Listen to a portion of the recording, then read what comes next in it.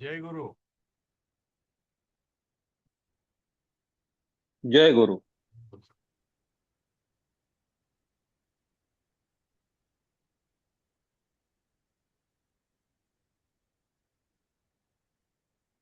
काल आपण 9वा पाठ संपवला होता आणि 10वा जो पाठ आहे मी हे शेअर करतो आधी एकदा. हे पूर्ण तुम्हाला पीडीएफ जी आहे ही शेअर केलेली आहे मी ग्रुपवरती. तुम्ही ही रेग्युलर अभ्यासाला वापरू शकता हिला. हा 10वा पाठ जो आहे शुभाषितांचा आहे. तर ते देवल सर शुभाषित घेऊ इच्छितात तर घेतील ते. त्यांचं या विषयावरती चांगली कमांड आहे. काही जास्त सुभाषित नाही आपल्याला. 1, 2, 3, 4, 5, 6, 7, 8, 9 आणि 10 सुभाषित आहेत. याचं तिथे अन्वय आणि मराठी अर्थ दिलेला आहे. तुम्ही वाचू पण शकता एका वेळामध्ये. त्याला फारसं अवघड नाहीये. हिंदी आहे, मराठी आहे, इंग्रजी पण आहे. आपण आज याच्या पुढचा जो पाठ आहे संधी तो घेऊया.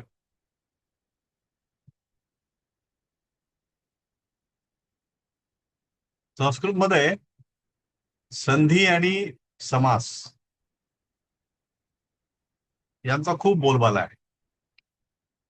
कारण कोणतीही भाषा विकसित होताना आणि जेव्हा ती सुरुवात तिची बोलीभाषा म्हणूनच झालेली आहे.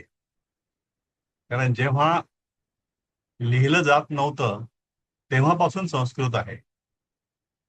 आणि जेव्हा बोलताना माणसं सतत बोलतात त्यावेळेला अनेक शब्द एकमेकाशी जोडले जातात, एकमेकांमध्ये गुंफले जातात. आणि मग त्यातून त्यांना वेगळं करून त्यांचा व्याकरणिकदृष्ट्या अर्थ काढणे हे एक काम बनतं. पर्टिक्युलर जे भाषा नवीन शिकतात त्यांना आणि त्यांना भाषेचा अर्थ काढायचा असतो त्यांना हे आवश्यक असतं. त्यातला पहिला भाग म्हणजे संधी. संधी म्हणजे काय की दोन शब्द बोलता बोलता सहज एकत्र येतात आणि त्यांचं रूप बदलतं. केव्हा केव्हा अर्थही बदलतो. समासामध्ये अर्थ बदलतो, इथे अर्थ न बदलता शब्द एकत्र येतो. आता इथं आपण अर्थ बघूयाचा. आता बऱ्यापैकी संख्या आली आहे, 10 लोक आपण आहोत. संधी म्हणजे काय की संस्कृत भाषेत जेव्हा दोन शब्द जवळ येऊन त्यातील पहिल्याचा अंत्यवर्ण आणि दुसऱ्याचा आद्यवर्ण परस्परात मिळून जातात त्याला संधी म्हणतात. आता जे लोक मराठी भाषेत शिकलेले आहेत मराठी माध्यमामध्ये त्यांनाही आठवत असेल की मराठी भाषेचा क्लास करताना आपल्याला संधी शिकवली गेलेली आहे 7वी 8वी 9वीला वगैरे. तर थोडस त्याचं जरी आठवण असेल आपल्याला तरी आठवेल की संधी म्हणजे काय की दोन शब्द एकत्र येताना पहिल्या भागाचा शेवटचा अक्षर आणि दुसऱ्या भागाचं पहिलं अक्षर एकत्र येतात आणि त्या शब्दाचं स्वरूप बदलतं पण अर्थ बदलत. मग काय म्हणतं की अशा संधीचा प्रसंग वाक्यात अनेक वेळाला येतो. आणि सामासिक शब्द म्हणजे ज्या ठिकाणी समास तयार होतो. समास हा वेगळा विषय आहे, तो यावर्षी आपल्याला नाहीये, पुढच्या अभ्यासाला असेल तो प्रवेशला. तर जेव्हा सामासिक शब्द असतात त्यावेळेला संधी झाल्याशिवाय समास होत नाही. पण समास बनताना बरेचदा अर्थातही बदल होतो. जोड शब्द असतात, दोन शब्द एकत्र येतात त्यावेळेला. आता हेच इंग्रजीमध्ये दिलंय. आता इथे संधी ह्या 3 प्रकारांच्या बनतात. व्याकरणामध्ये 3 सांगितले त्यांनी. स्वर संधी, व्यंजन संधी आणि विसर्ग संधी. स्वरसंधी म्हणजे तेव्हा दोन स्वर म्हणजे शेवटचं अक्षर हे पण स्वर आहे आणि जेव्हा पहिलं अक्षर हे पण स्वर आहे तेव्हा त्याला स्वरसंधी म्हणतात. आणि जेव्हा एक स्वर आणि दुसरं व्यंजन आहे म्हणजे स्वर नसलेलं दुसरं अक्षर आहे किंवा दोन्ही व्यंजन आहे, सुरू शेवटचं अक्षर पहिल्या शब्दातलं आणि पहिलं अक्षर दुसऱ्या शब्दातलं, त्याला व्यंजन संधी म्हणतात. आणि जेव्हा एक पहिल्या शब्दामध्ये विसर्ग आहे आणि पुढच्यात विसर्ग आहे किंवा नाही आहे असे जेव्हा एकत्र येतात तेव्हा त्याला विसर्ग संधी म्हणतात. त्याचे होण्याचे काही नियम आहेत, त्यांना काही विशिष्ट नाव आहेत संधींना. त्या तर कोणत्या नियमाने हे शब्द एकत्र येतात आणि त्यांना काय नावं दिली गेली आहेत हे आपण थोडं बघूयात. आपल्याला जे अभ्यासाला संधी आहेत त्या फार सोप्या आहेत आणि ज्या ह्या पाठामध्ये आहेत तेवढ्याच संधी बघायच्या आहेत. आपण जर व्याकरणाची इतर पुस्तकं बघितली तर अनेक उदाहरणं आपल्याला मिळतील. ती उदाहरणं सध्या आपण नाही बघितली तरी चालतील. सध्या आपण एवढंच जे सोपं सोपं दिलंय आपल्याला तेवढं आपण आत्मसात करूया. त्याने दिलं की दीर्घ संधी. ऱ्हस्व आणि दीर्घ आपल्याला माहिती आहे.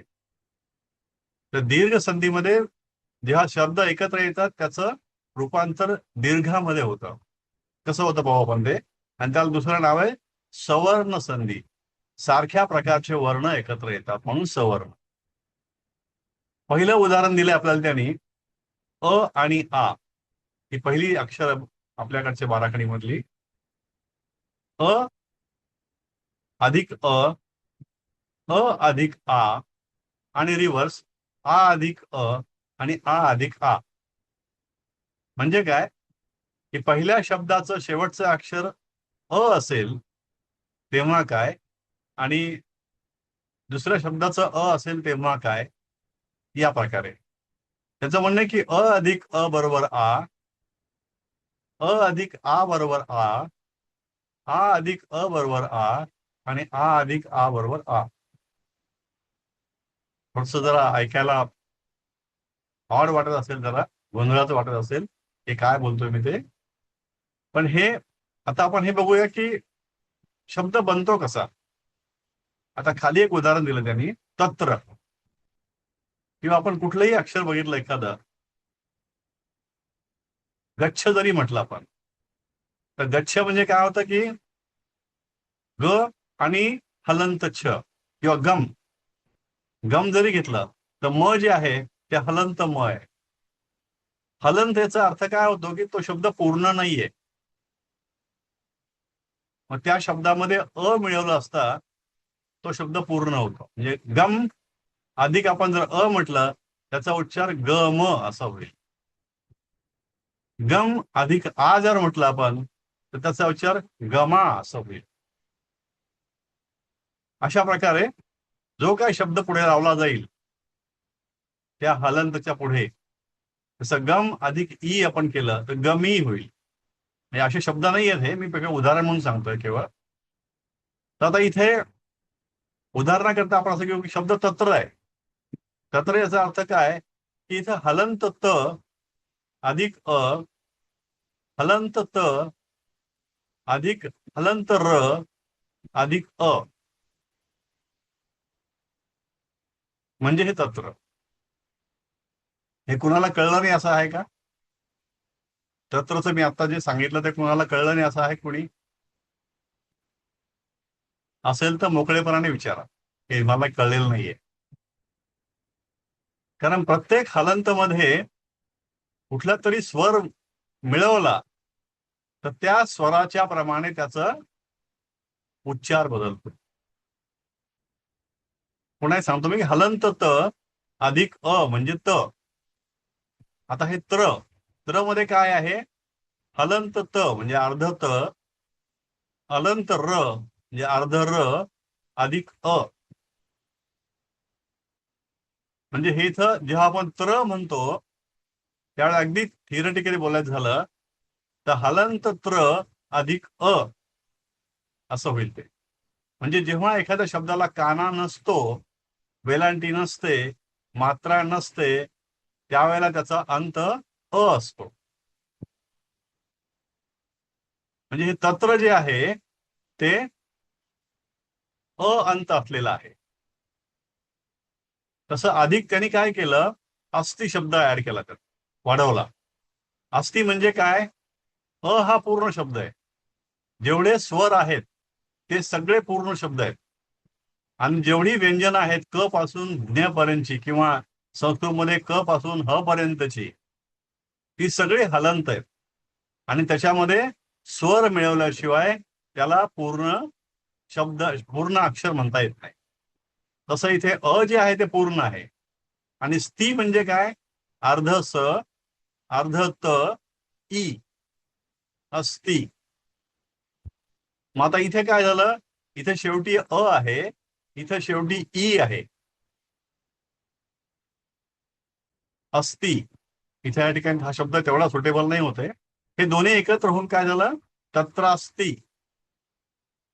किंवा अजून जर विचार केला या ठिकाणी की शेवटी त आहे, म्हणजे या ठिकाणी अ अधिक हलंत स, इथे हलंत त आणि अ मध्ये कुठतरी त्याची वेलांटी घेतली आपण, तर इथं अच आहे असं गृहीत धरू आपण. हे तत्र अ आणि हे हलंत त आणि हे पुन्हा अ ऍड केलं, हे दोन्ही मिळून झालं तत्र अस्ति.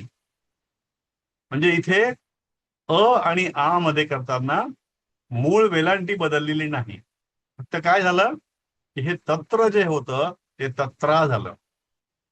म्हणजे हे इथं दीर्घ संधी, जे इथे अ होतं ते आ झालं. ज्याचा उच्चार तत्र अस्ति झाला असता ते तत्रास्ति. म्हणजे त्रा जे आहे थोडंसं ओढलं जातं, जर उच्चार दीर्घ केला जातो. तत्र अधिक अस्ति बरोबर तत्रास्ति. जेव्हा जे आपण तत्रास्ति वाचू तेव्हा त्याला तत्रास्ति असं म्हटलं जातं.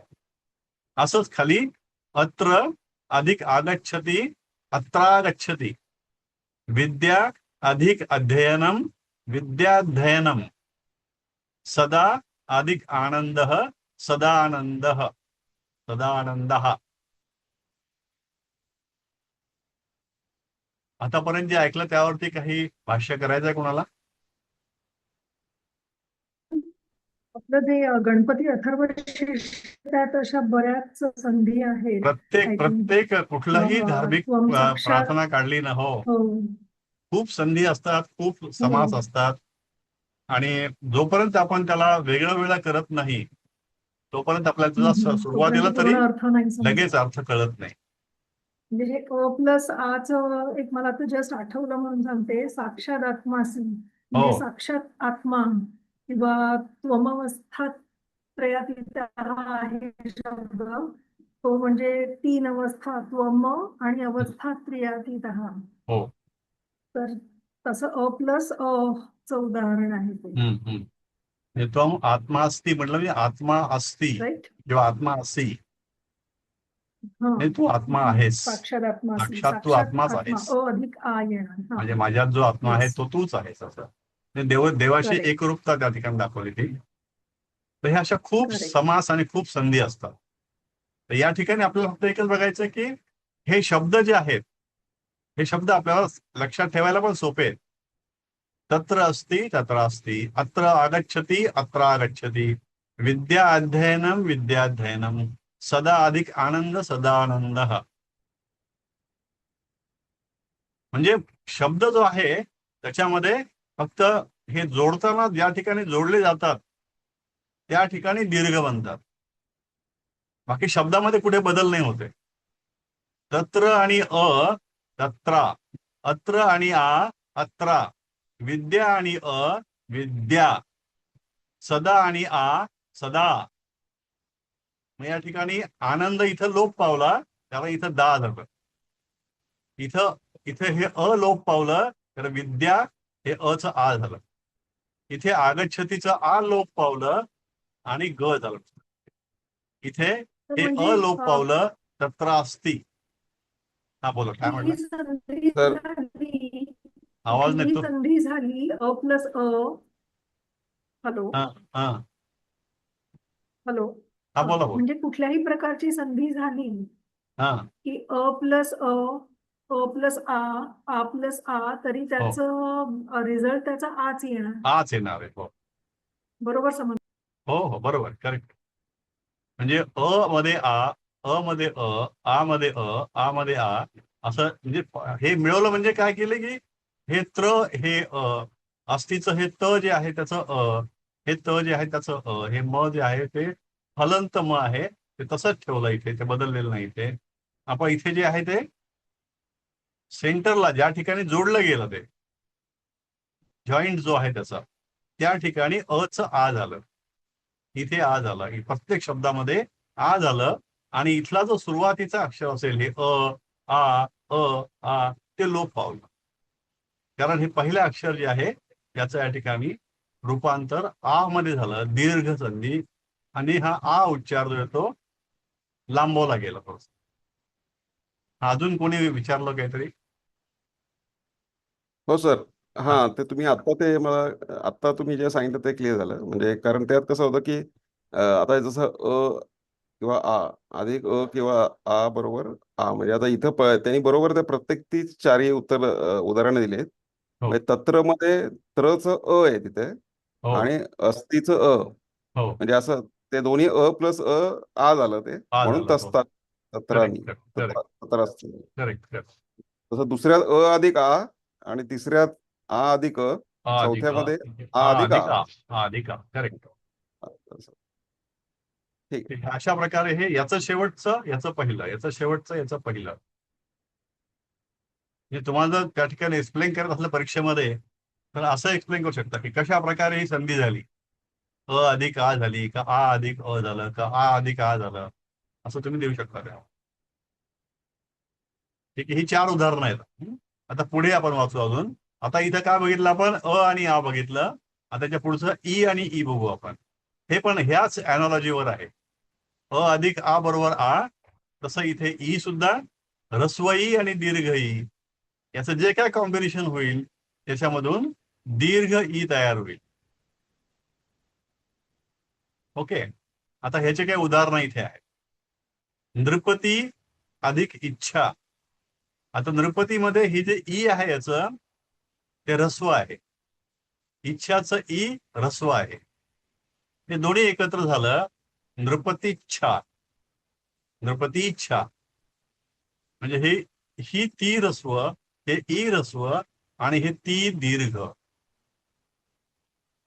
या प्रत्येक संधीमध्ये जे जे काय सेंटरचं ज्या ठिकाणी जॉईंट आहे, तिथं जोडलं गेलं आहे, जिथं वेल्डिंग केलेलं आहे, ते वेल्डिंग म्हणजे दीर्घ आहे. नृपती ऱ्हस्वती, ई ऱ्हस्व, नृपतीचं ती दीर्घ. छा तसंच. नास्ती ईश्वर, नास्तीचं ती ऱ्हस्व, ईश्वरचं ई दीर्घ, ऱ्हस्व अधिक दीर्घ दीर्घ, नास्तीश्वर. गौरी अधिक ईव, गौरीव. श्री अधिक ईशः, श्रीशः. आता हे एकदा एक कळला पॅटर्न म्हणजे मग आपल्याला पुढचं सोपं जातं. ऱ्हस्व ई अधिक दीर्घ ई, त्याचं कुठलंही कॉम्बिनेशन येऊ द्या तर त्याचं दीर्घ ई. इव म्हणजे काय? ईव म्हणजे सारखं. अच्छा. गौरी ईव, गौरी सारखा. नाव जर कोणा ठेवायचं म्हणलं तर गौरी ठेवलं कोणी नाव.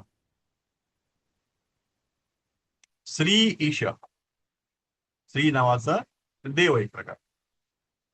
ऑन द सेम अॅनॉलॉजी ह्याच प्रकारचं ऱ्हस्व उ अधिक दीर्घ उ, दीर्घ उ. ऱ्हस्व उ आणि दीर्घ उ एकत्र येऊन सगळ्यांचं दीर्घामध्येच काय झालं? म्हणजे दीर्घच होत आहे सगळ्यांचं ना. हो, दीर्घ सध्या त्यानंतर दीर्घ त्याच्यामध्ये ती, दीर्घ ऊ, रूपांतर जे सगळं होतं, दीर्घच होणार आहे. जो वेल्डेड पार्ट आहे, ज्या ठिकाणी जॉईंट आहे, म्हणजे हे शेवट आणि हे एक पहिलं अक्षर, हे जेव्हा एकत्र येतात त्या ठिकाणी दीर्घ होतं, आणि ह्या दुसऱ्या अक्षरातला जो पहिला अक्षर असतो त्याचा लोप होतो. आता इथे बघा तुम्ही, नृपती अधिक इच्छा, इच्छा मधलं ई गायब झालं, ती दीर्घ झालं. ईश्वर मधलं ई गायब झालं, नास्तीश्वर. गौरी मधलं ई गायब झालं, गौरीव झालं. श्री मधलं ईशः झालं, श्रीशः झालं. आपण ही 2 गोष्टी लक्षात ठेवायच्या. एक म्हणजे हे सगळे दीर्घ होतात म्हणून याचं नावच दीर्घ संधी आहे. आणि एकाच प्रकारचे सवर्ण म्हणजे हे ई ई, आ, हे एकाच वर्ण, एकाच काय म्हणतात ग्रुप मधले आहेत, म्हणून त्याला सवर्ण म्हटलेलं आहे. सवर्ण संधी आणि दीर्घ संधी. दीर्घ का बरं?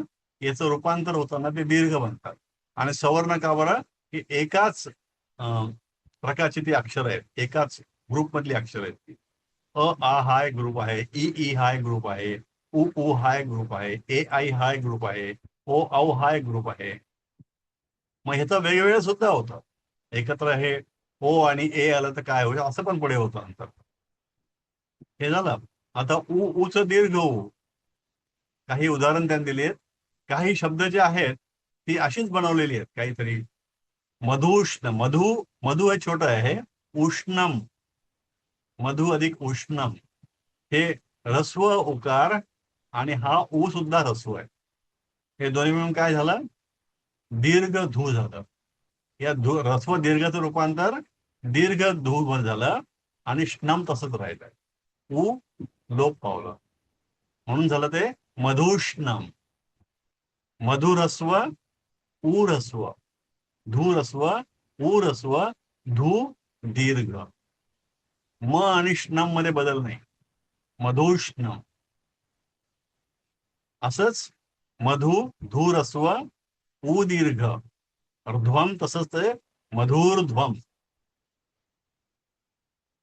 मधुरस्व उक्तम, धूरस्व, ऊरस्व, धू दीर्घ, ऊ गायब. मधुक्तम, भू दीर्घ, ऊ दीर्घ, ध्वम तसंच भू दीर्घ, ऊ दीर्घ, भू दीर्घ, भूर्ध्वम. म्हणजे सोपं आहे लक्षात ठेवायला. ह्या 3 मध्ये तर काहीच अवघड नाहीये. अ आ ई ई उ ऊ याच्यामध्ये तिन्ही याचं रूपांतर दीर्घ मध्ये होतं आणि ते पॅटर्न बदलत पण नाही. अ आच आ, ई ईच ई, उ ऊच ऊ. ओके इथपर्यंत. आता थोडस वेगळं या ठिकाणी. या ठिकाणी दीर्घ संधीमध्ये आणखी एक फारसं प्रचलित नसलेलं म्हणजे आजच्या भाषेमध्ये र, आपण त्याचा उच्चार रू करतो, ऋषी म्हणतो आपण ते, पण संस्कृत मध्ये त्याचा उच्चार र आहे. आणि हे र सुद्धा 2 प्रकारचं आहे.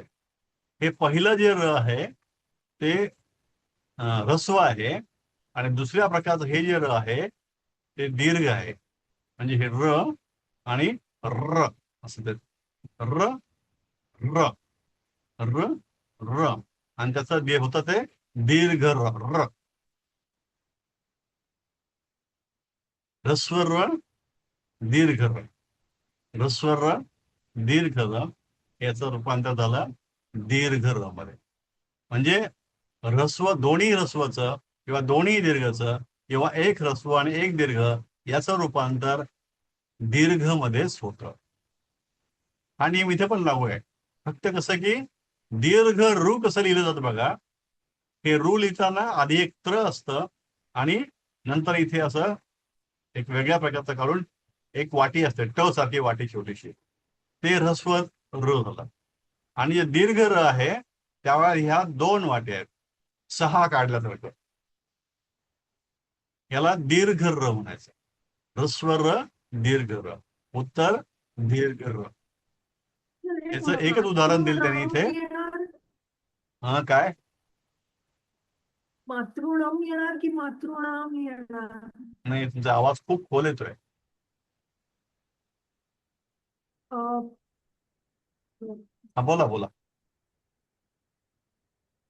हा, बोला बोला काय. हा मातृणाम येणार की मात्र मातृणाम येणार का? मात्र अधिक ऋणम, मातृणम, मातृ अधिक की त्याचा ऋणम. आ होणार?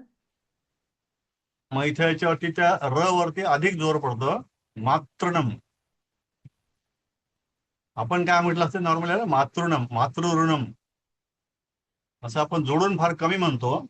मातृऋण असं आपण म्हटलं जातं मराठीमध्ये. पितृऋण, गुरुऋण, गुरण, पितृण असं झालं असतं. तर मातृऋणम, मातृणम, पितृणम, पितृऋणम, पितृणम, गुरुऋणम, गुरुऋणम अशा प्रकारे होतं. तर हे एकच उदाहरण आपल्याला याच्यामधलं आहे. मातृ अधिक ऋणम, मातृणम. आपल्याला एखादं बदलून येऊ शकतं की पितृ आणि ऋणम येऊ शकतं. फक्त इथं काय राहील की मग ते पी ह्रस्व पी राहील आणि हे तृणम तसंच राहील.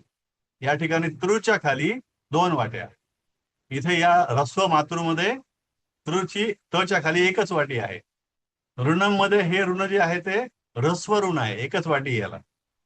आणि याच्या उत्तरामध्ये तच्या खाली 6 काढले, म्हणजे 2 वाट्या आहेत. मातृणम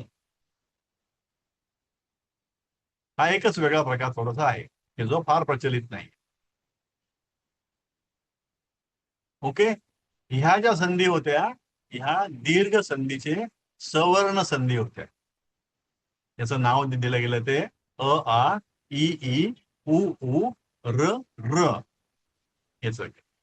आता जे आहेत त्या गुणसंधी, हे थोडं वेगळं याच्यामध्ये, पण याचे उदाहरणं जी आहेत खूप सोपी आहेत.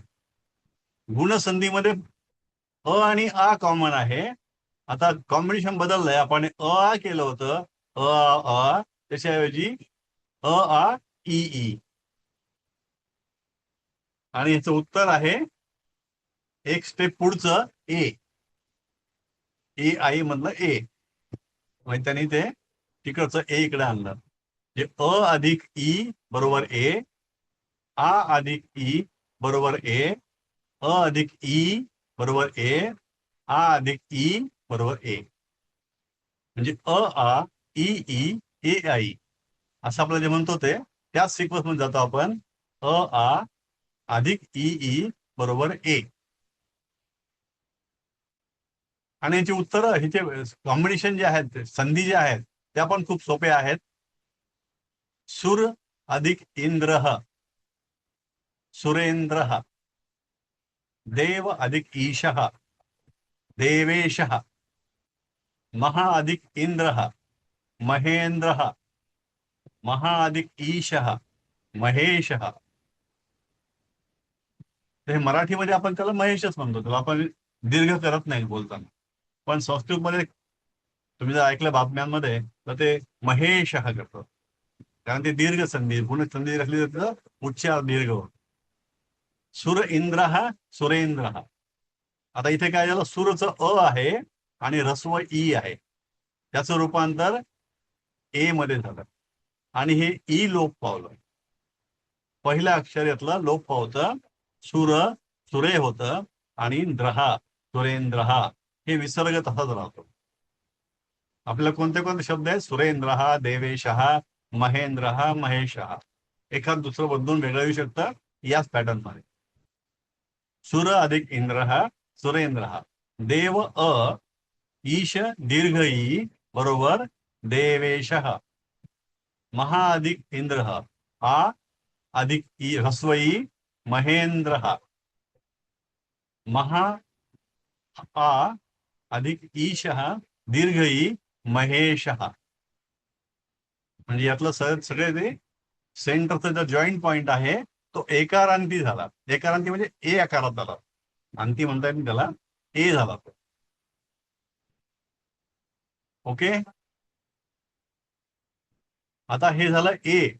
आता याच्या पुढचं अजून जातो आपण. आता हे अ आ कॉमन आहे, आपण काय मिळवलं, ई ई मिळवलं, ई ई मिळवलं.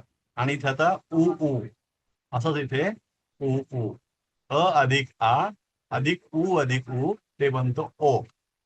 अजून एक पुढे गेलं ते ए आई ओ ओ, ओ आलं उत्तर त्याचं. अ अधिक उ ओ, अ अधिक उ ओ, आ अधिक उ ओ, आ अधिक उ ओ. हे मी उदाहरण पण इथे सोपं आहेत. पुरुष अधिक उक्त, पुरुषोक्त. पुरुष म्हणाला, पुरुष अधिक उक्त. पुरुषचं अ आणि ह्रस्व उ मिळून झालं ओ. ओ लागलं ते पुरुषला, पुरुषोक्त. उ गायब झालं, लोप पावलं.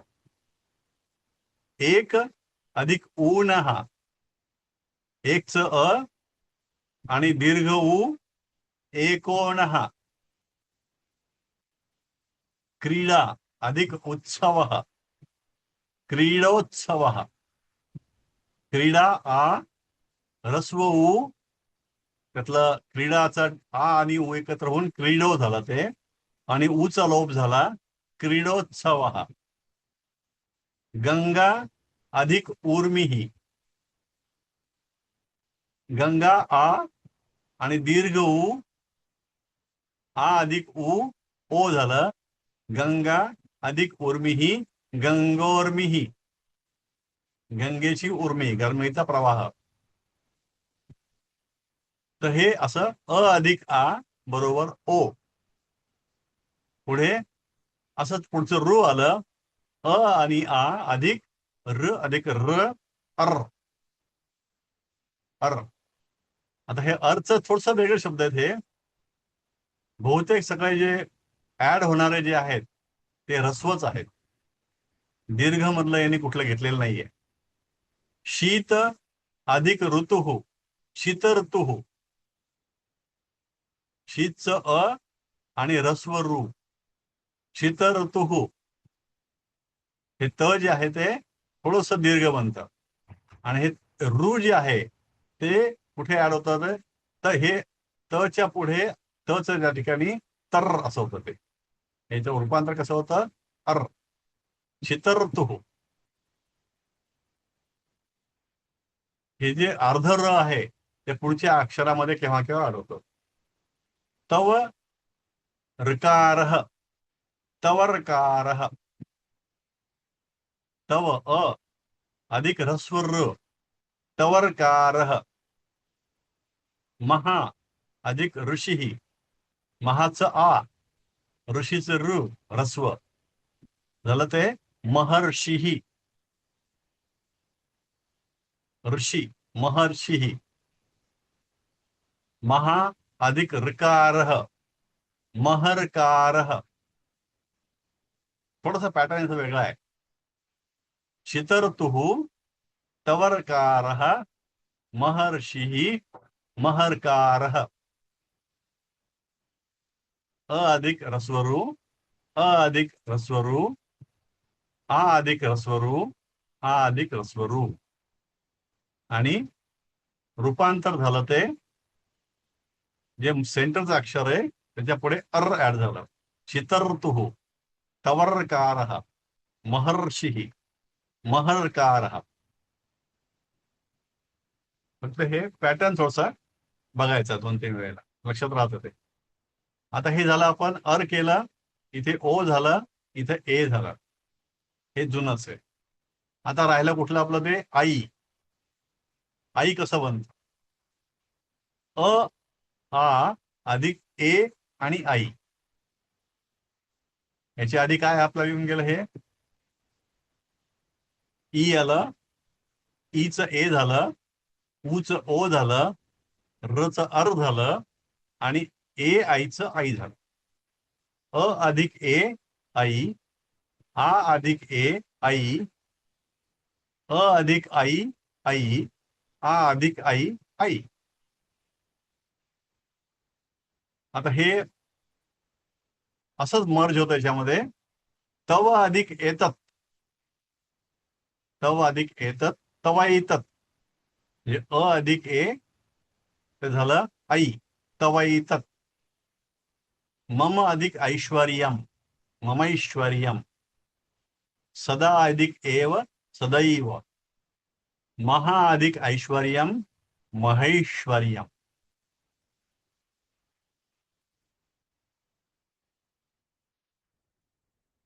कसं वाटतं. सोपं अवघड का मॅनेज करता येईल. काही रिॲक्शन्स. तर ऐकू येत आहे. हा थोडा आवाज कमी येतोय पण येतं ऐकायला. हा म्हणजे साधारणपणे ए म्हणजे एडक्यातला ए, आई, ओ आणि अर जिथे आहे तिकडे संधी झालेली आहे असं समजायचं.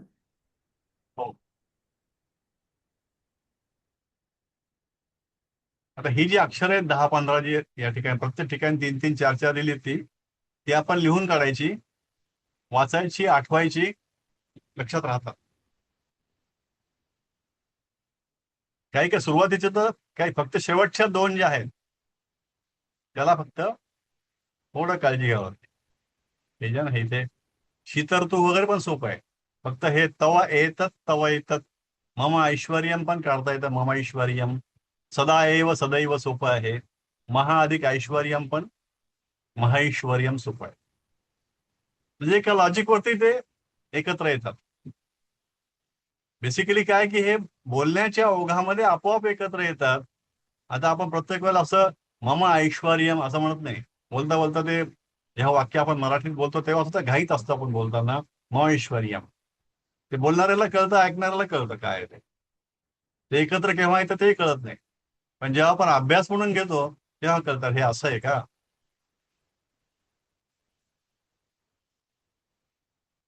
तर हे इथपर्यंत ओके आहे. आपण फक्त संधीचे प्रकार बघितले आता इथे, आणि यानंतर संधीचे जे आहेत काही वाक्य आहे. अजून थोडा वेळ आहे आपल्याला 5 मिनिटं, तर आपण काही वाक्य वाचूया आता.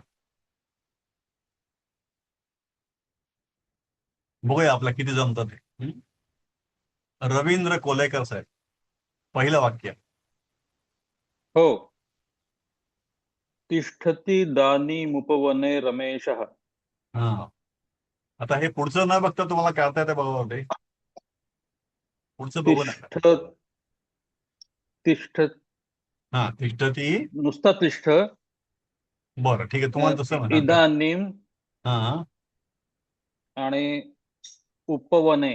हा उपवने सप्तमी येत आणली ग. हा, आणि आधी वाक्य कसं होतं कळलं नाही. रमेशः इदानीम उपवने तिष्ठती. हा. रमेशः रमेशः इदानीम उपवने उपवने इदानीम तिष्ठती. तिष्ठती. मग हे झालं की मग अर्थ काढणं सोपं आहे. इदानीम म्हणजे आता, तदानीम म्हणजे तेव्हा. हो. तेच पुढे दिलं त्यांनी. तिष्ठती अधिक इदानीम अधिक उपवने, आणि रमेश जे आहे त्याचं पण त्यांनी केलंय रमा अधिक ईश म्हणजे रमेश.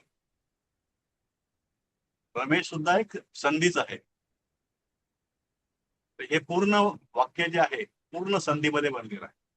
रमेश आता उपवनात उभा आहे. तिष्ठती इदानीम उपवने रमेशः. म्हणजे बोलण्याच्या ओघामध्ये एकदम ते शब्द एकमेकांमध्ये गुंततात. तिष्ठाती इदानीम उपवने रमेशः. त्या ऍक्टरला जेव्हा माहिती असतं ते बरोबर कळतं काय म्हणतात. Okay, thank you. वैशाली ताई, तुम्हाला क्लिअर झालं ना कोलेकर साहेब? हो हो. वैशाली ताई.